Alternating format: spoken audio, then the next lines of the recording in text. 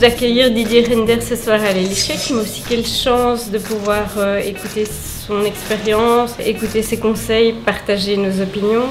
Mais aussi quel bonheur de compter parmi nous, lors d'un événement organisé par des alumni, autant d'étudiants et de jeunes, parce que finalement ce seront eux notre futur et ce seront eux qui feront la croissance économique de demain. Donc je les remercie aussi d'être là parmi nous ce soir.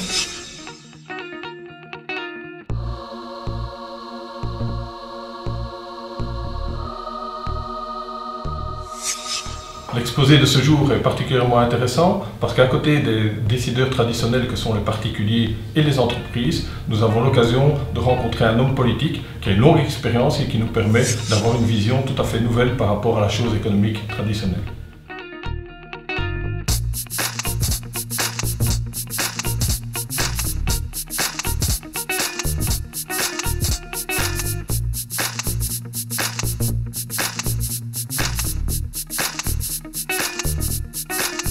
Et c'est l'occasion ce soir de parler un peu de cette sortie de crise qu'on commence à vivre. On espère une croissance un peu plus forte cette année.